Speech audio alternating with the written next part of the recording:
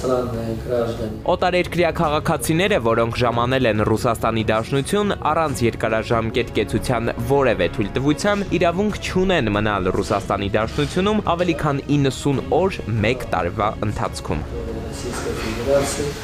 срок более чем 90 дней в течение года. Все абսուրդ է, 90 օրը ինչ ա որ։ Ամենաբարձր մակարդակով զբաղվում ենք այդ հարցում ԵԱՏՄ-ում։ 3 օր անցել է 90 օրից, ընդամենը 3 օր, 5 տարի իրեն փակել են։ Ղազախստանում էլան արագ ձևով այդ հարցի լուծում տվին։ Մենք երրորդ դասարան ավարտած ֆորի շոֆեր ենք, սաղ կյանքերի շոֆեր ենք եղել։ Հացը այդ ծորենը չմտավ Հայաստան, հացը տարավ 100-ից 500 դրա։ Իրանք կարային դրա դեմը շլուտ առնեին, որ այս խնդիրը չլինի։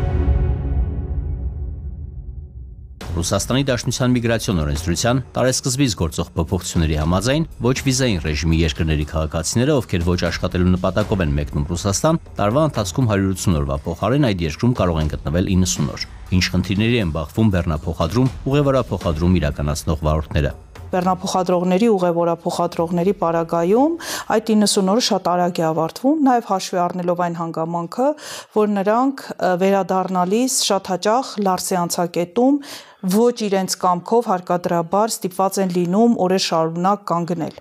Սա եւս հանվում է իրենց 90 օրյա օրինական գտնվելու ժամկետից եւ սրա արդյունքում ցավոք սրտի բեռնափոխադրողները հիմա հայտնվել են մուտքի արգելքի տակ։ Նրանցից շատերը արդեն իսկ ունեն 5 տարի մուտքի արգելք։ Ինչպես կազդի այս խնդիրը Հայաստանի եւ Ռուսաստանի միջև ապրանքաշրջանառության վրա, հաշվի առնելով հանգամանքը, որ բեռնափոխադրում իրականացնող հարյուրավոր վարորդների մուտքը Ռուսաստան կարող է 5 տարով արգելվել։ Սա կարող է բերել շատ լուրջ կոլապսի, որովհետև այնպես չի, որ այն քանակի բեռնափոխադրողներ, որ Հայաստանից են մեկնում ՌԴ, նույն քանակի էլ օրինական ՌԴ վարորդներ, ՌԴ քաղաքացիություն ունեցողներ, որ կարող են այդ ապրանքաշրջանառությունը ապահովել։ Առնվազն Հայաստանից գնացողների պարագայում հիմնականում որպես կանոն այդ գործառույթը իրականացնում է Հայաստանի բեռնափոխադրման կազմակերպությունը եւ վարորդների միջոցով։ Ու սա շատ լուրջ հետևանքներ կարող է ունենալ ընդհանուր բեռնափոխադրման դաշտում, ոլորտում։ Ազդեցությունը շատ նկատելի կլինի, սա կարող է բերել կտրուկ թանկացումների, կարող է բերել ապրանքների դեֆիցիտի, ինչպես Հայաստանում, այնպես էլ Ռուսաստանում։ Հայաստանը եւ Ռուսաստանը ԵԱՏՄ անդամներ են։ Ռուսաստանի միգրացիոն օրենսդրության խստացումը չի հակասում ԵԱՏՄ կարգավորումներին։ Անպայման հակասում է։ Հակասում է մի քանի առումով։ Ազատ տեղաշարժին է հակասում, հաջորդը ազատ առևտրային շրջանառությանն է հակասում, որտեղ այդ բեռները, երբ որ հասնում են Ռուսաստանի Դաշնություն, անշուշտ առևտրաշրջանառության մեջ են մտնում, եւ սա շատ ուղիղ է հակասում ԵԱՏՄ համաձայնագրին ու այս դիտանկյունից եւս օրինակ Ղրղստանի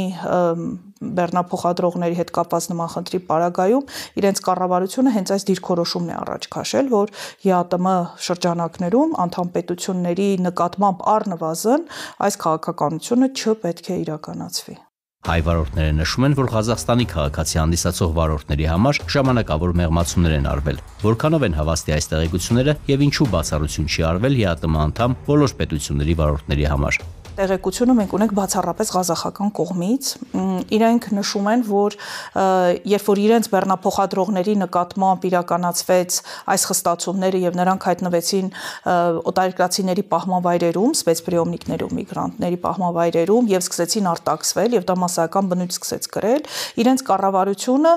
բանակցություններ սկսեց վարել ՌԴ կառավարության հետ եւ որոշակի համաձայնության եկան, որ այդ 90 օրը չպետք է տարածվի միջազգային փոխադրում իրականացնող բեռնափոխադրում իրականացնող վարորդների նկատմամբ։ Ցավոք ռուսական կողմից նման տեղեկատվություն չկա, ոչ հաստատում են, ոչ երգում են, առայժմ այս տեղեկատվությունը բացառապես ղազախական կողմից կա, բայց կա մի կարևոր հանգամանք, այն է, որ այս պահի դրությամբ Ղազախստանի վարորդներին առնվազն այդ միգրանտների պահմանվայրերից, սպեցպրիոմնիկներից բաց են թողել եւ նրանք շարունակում են կարողանում են գնալ գալ։ Ղազախները պնդում են, որ իրենց կառավարությունն է ձեռք բերել համաձայնությունը բայց իրենք նաև նշում են, որ անշուշտ սա պետք է վերաբերվի նաև ԵԱՏՄ մյուս անդամ երկրներին, մեր եւ Ղրղստանի քաղաքացիների վրա առայժմ սա չի տարածվում, մեր քաղաքացիները եւս ցավոք սրտի առնվազն 2-3 օր պահվում են սպեցպրիոմնիկներում, հետո նրանց նկատմամբ